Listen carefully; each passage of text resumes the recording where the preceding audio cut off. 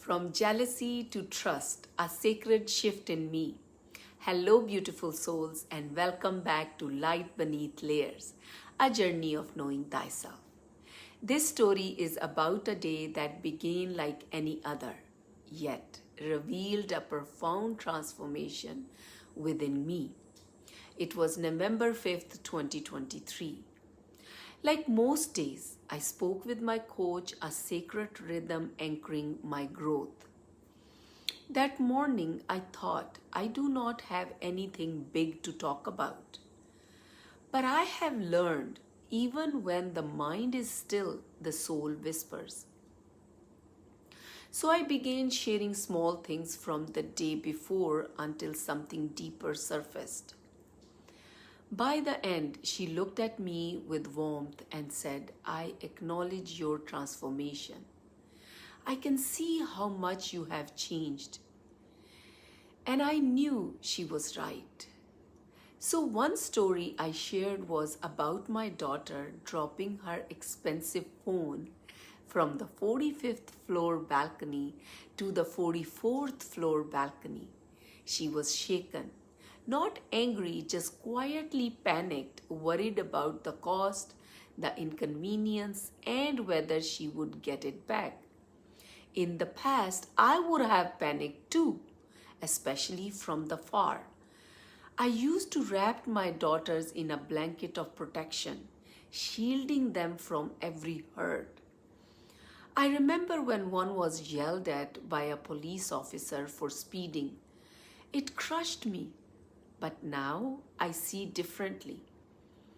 I know they are becoming themselves. I trust their strength. They are learning to navigate life with grace. So this time I stayed calm. Not as a performance, but truly calm inside. And because I was centered, she remained steady too. No blame, no spiral, just presence. This moment reminded me of a truth seems like I have known forever. Everything happens for a reason. Back then, I knew the truth, but I had not surrendered to it completely.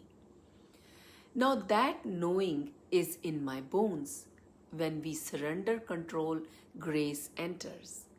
My daughters have always trusted me. I have always been their person. But there is a difference now. Before, I took on their pain as mine. Now, I hold it with compassion but do not absorb it. And because of that, I stay in peace, in divine trust, and offer that same energy to them. That is the fruit of deep inner work. But there was another thread stirring in me. It involved a dear friend. She often appears calm and composed, while I am more expressive, emotional, and yes, a little intense. My closest one accepts this weirdness in me, but with her, I noticed something else, a subtle tension, what I used to call jealousy. But when I sat with it honestly, I realized it was not jealousy, it was impatience. I have always taken the longer road. I build strong foundations before I leap.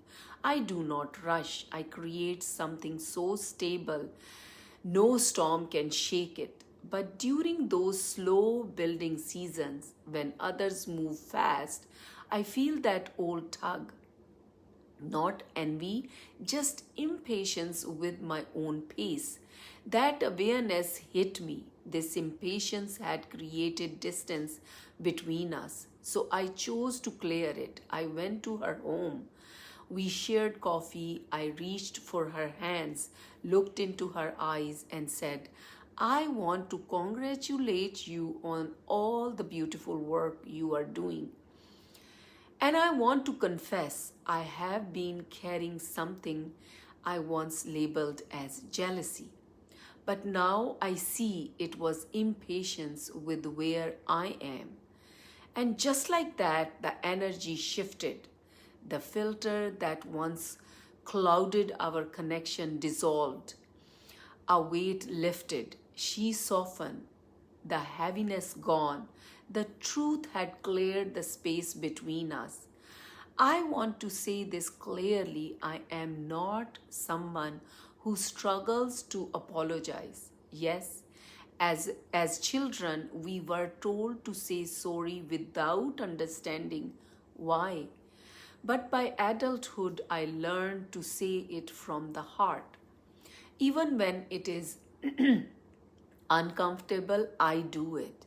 Because not apologizing when I know I'm wrong weighs more than vulnerability ever could. I saw this pattern again when I started real estate with my dear friend Alina. She was confident and experienced, and again I misread my emotions. I called it jealousy, but it was impatience. That inner voice whispering, why is she ahead while I am still laying bricks? But I kept going, and because my foundation was strong, I became consistent and successful in my own way. Now I smile at that voice with compassion. I trust divine timing. I no longer compare. My roots are deep, and from that depth I rise. Today I live in a body that feels vibrant.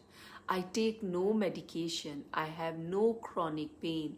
I am grateful beyond words because I see many older, younger, even peers living with pain, anxiety, and exhaustion. And now I understand why we were all taught to suppress, to swallow grief, rage, confusion. But emotions do not disappear, they bury themselves in our bodies like termite in wood. That's why people get sick, why they feel heavy, why they stop laughing from the belly. But I chose differently. I chose to feel it all, to let it rise, to name it, to love it, and because of that, I am free. This is the sacred work to turn misunderstanding into clarity, to call out patterns with compassion, to choose truth over shame. That is how we heal. That is how we rise. That is how we return home to ourselves and to each other.